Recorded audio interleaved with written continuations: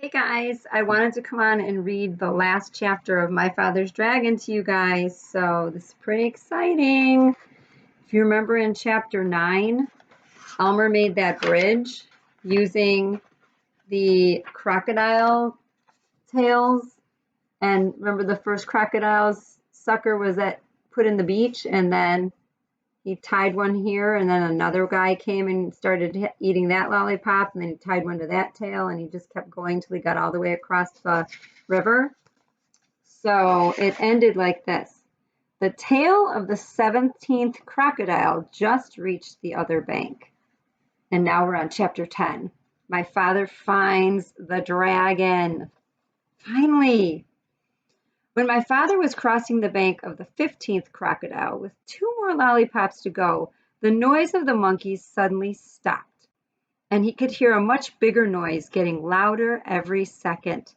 Then he could hear 7 furious tigers and 1 raging rhinoceros and 2 seething lions and 1 ranting gorilla, along with those countless screeching monkeys led by 2 extremely irate wild boars, all yelling, "It's a trick! It's a trick! There's an invasion and it must be after our dragon!" The whole crowd stampeded down to the bank. That means they came down like a... As my father was fixing the 17th lollipop for the last crocodile, he heard a wild boar scream, "Look, it came this way! It's over there now, see?" The crocodiles made a bridge for it, and just as my father leapt onto the other bank, one of the wild boars jumped onto the back of the first crocodile. My father didn't have a moment to spare, because see, all those animals are going to come over the backs just like Elmer did. By now, the dragon realized that my father was coming to rescue him. He ran out of the bushes and jumped up and down, yelling, "Here I am! I'm right here! Can you see me? Hurry! The boar is coming over on the crocodiles! They're all coming over! Oh, please, hurry, hurry!" The noise was simply terrific. And here's the little guy. Finally! Look at that poor baby with the rope on his neck. He really wants to be saved. I'll let you look at him while I read the rest of the page. He's so cute. My father ran up to the dragon and took out his very sharp jackknife. "Steady, steady, we'll make it. Just stand still," he told the dragon as he began to saw through the big rope. So it's so thick he has to do this to try to get through it. By this time, both boars, all 7 tigers, the 2 lions, the rhinoceros, and the gorilla, along with the countless screeching monkeys, were all on their way across the crocodiles, and there was still a lot of rope to cut through. "Oh, hurry," the dragon kept saying, and my father again told him to stand still. "If I don't think we can make it," said my father, "we'll fly over to the other side of the river, and I can finish cutting the rope there." That's actually a good plan. So if Elmer can't cut through this rope to free the dragon, then the dragon's gonna fly him over to the other side and then hopefully escape all those other animals. Suddenly, the screaming grew louder and madder, and my father thought the animals must have crossed the river. He looked around and saw something which surprised and delighted him, partly because he had finished his lollipop, and partly because, as I told you before, crocodiles are very moody and not the least bit dependable, and are always looking for something to eat. That first crocodile had turned away from the bank and started swimming down the river. The second crocodile hadn't finished eating yet, so he followed right along after the first, still sucking on his lollipop. All the rest did the same thing, one right after the other, until they were all swimming away in a line. So can you picture this? That first alligator that was at the shore, if this is the shore, he stopped, he was done with his, so he started swimming down the river, and all the other guys are following him now, so they're no longer a bridge, which is good news.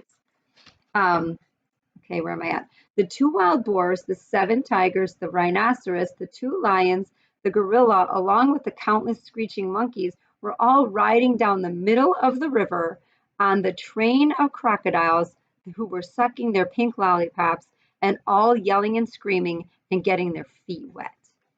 So here is the train of, you can see all those animals getting led down the river by the crocodiles because the one guy broke off.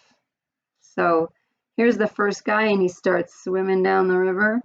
And these guys, look how close they were getting to the other side.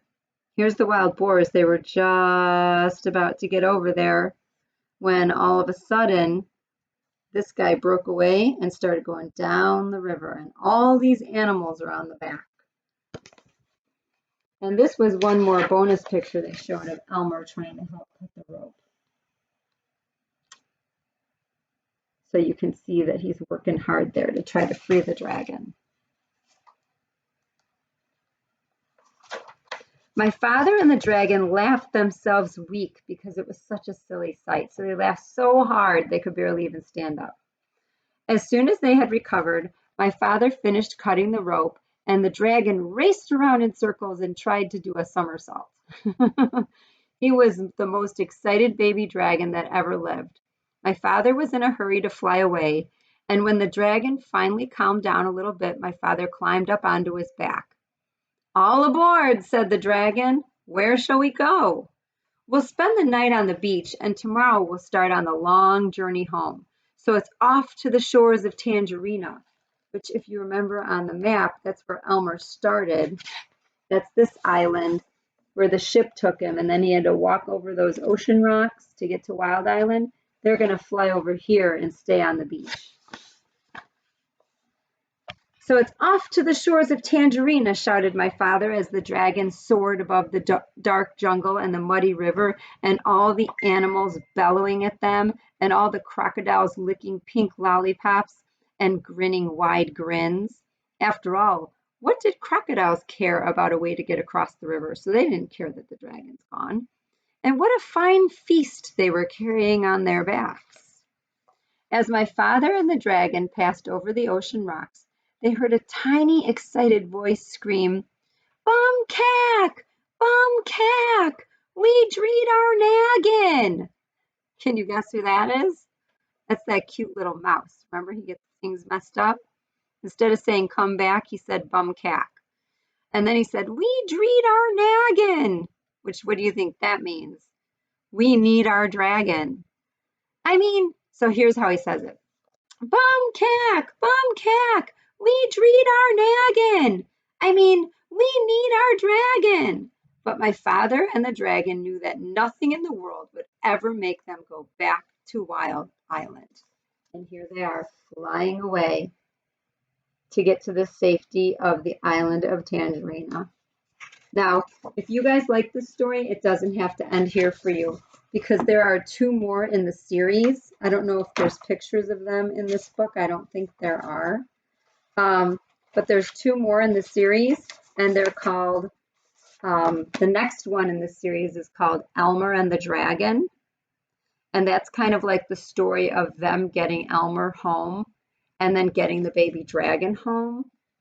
And then the last one is called The Dragons of Blue Land, because when the baby dragon finally gets home, his family is in trouble and he needs Elmer now again. So they get back together, even though it's kind of sad. In the second book, they leave each other, and Elmer stays in his town, and the dragon leaves to get home.